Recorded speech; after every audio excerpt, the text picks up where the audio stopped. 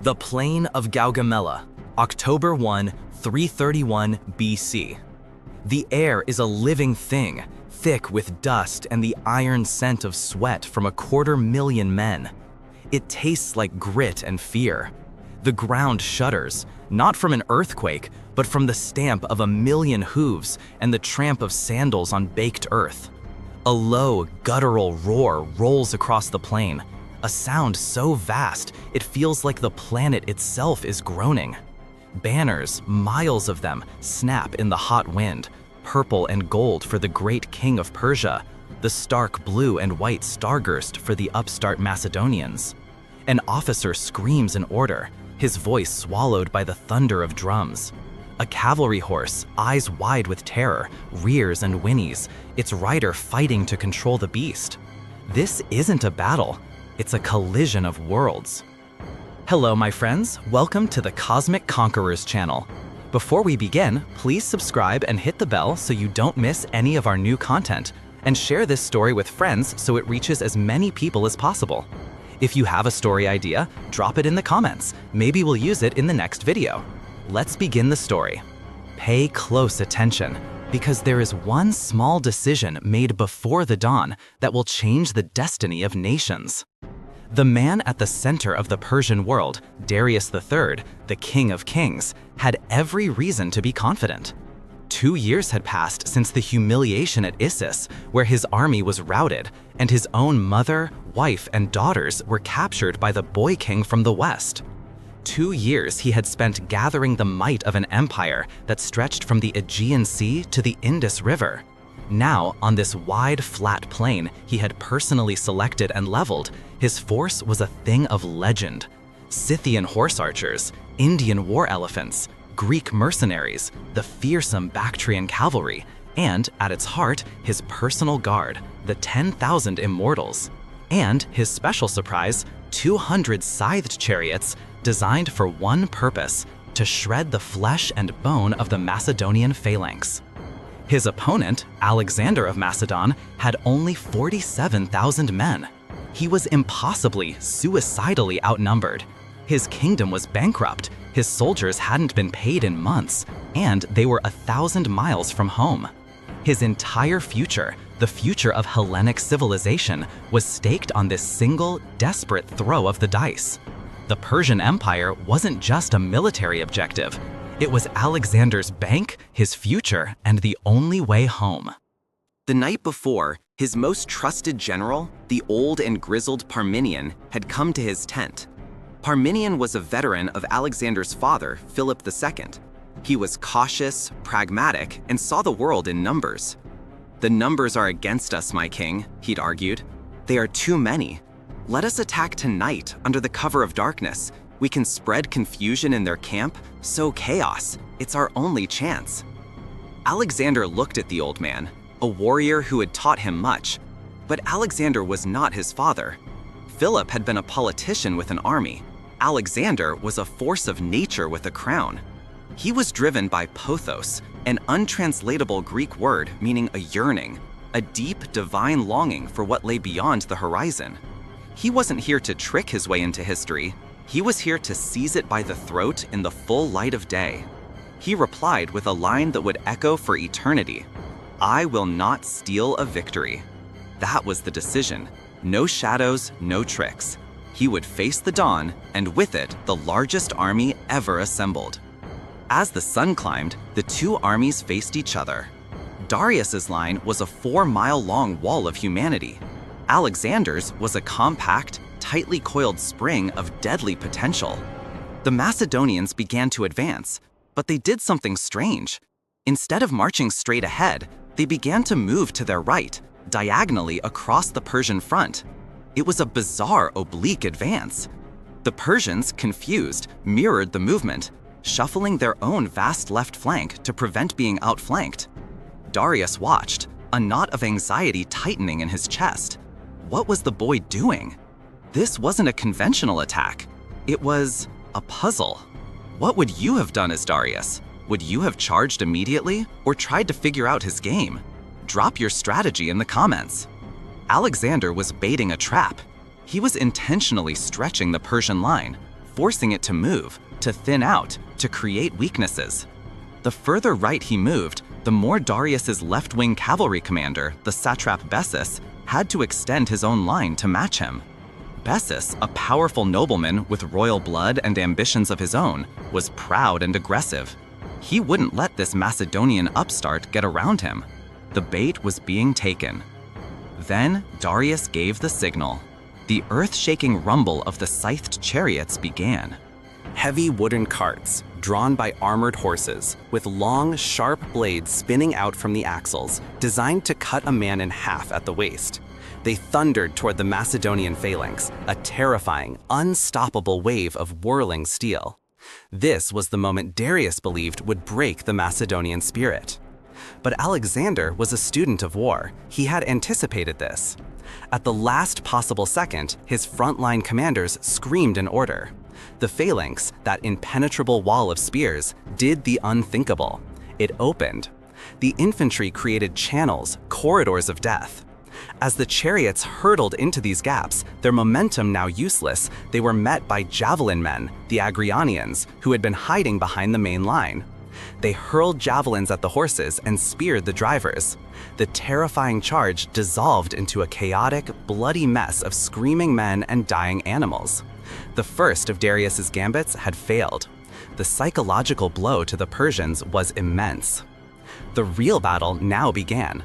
On the Persian left, Bessus, seeing Alexander's cavalry wing extending ever further, finally lost his patience.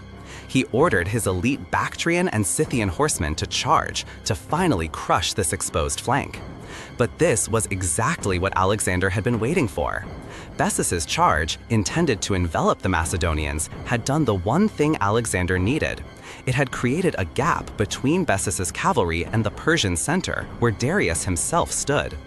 It was a sliver of an opening, a moment, a breath, and Alexander took it. Wheeling his own formation with breathtaking speed, he formed his elite Companion Cavalry into a wedge.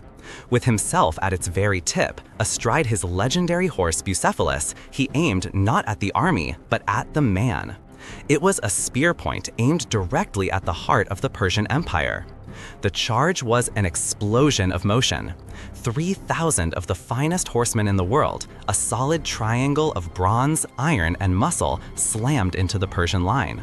They crashed through the Greek mercenaries and the royal guards, a hurricane of violence cutting a path straight toward the great king's gilded chariot. The fighting was hand-to-hand, brutal and intimate. Alexander was in the thick of it, his spear breaking, grabbing another from a companion, his helmet deflecting a sword blow that grazed his scalp. He was a whirlwind of destruction, a leader fighting not from the rear, but at the very front of the assault.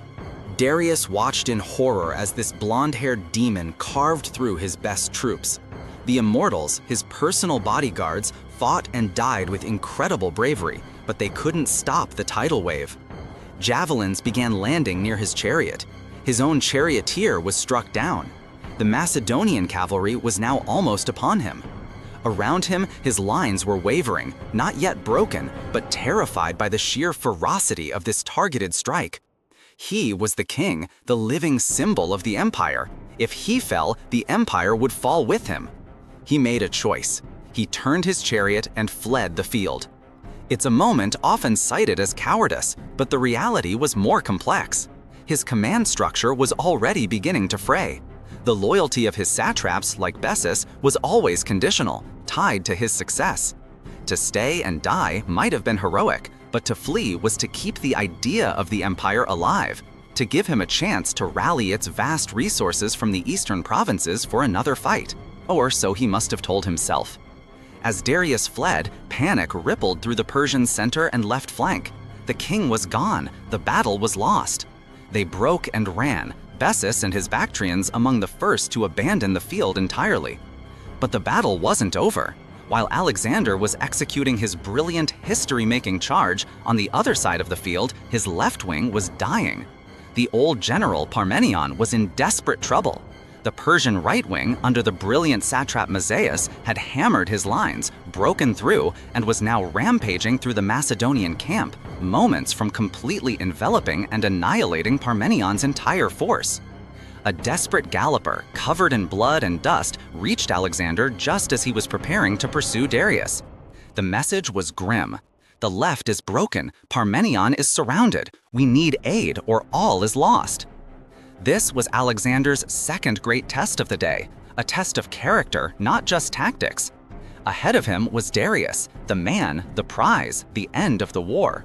To capture him would be to conquer the world in a single afternoon. Behind him was his army, his friends, the men who had followed him to the edge of the known world. Loyalty or glory? What would you choose? Pursue the king or save your men? Alexander made the agonizing choice. He reined in his horse, his face a mask of frustration and duty. He gave the order to abandon the pursuit of Darius and wheel his victorious cavalry around to save Parmenion. He slammed into Mazaeus' triumphant cavalry from the rear. The fighting there was, by all accounts, the most savage of the day. The Persians, caught between Parmenion's desperate defense and Alexander's furious counterattack, were slaughtered. Alexander had saved his army, but Darius was gone.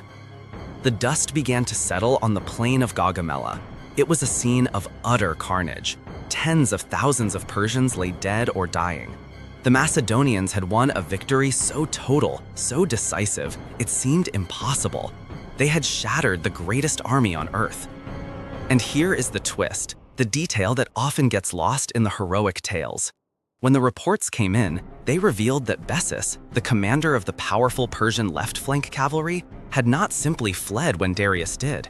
He had disengaged and withdrawn his forces before the center had fully collapsed.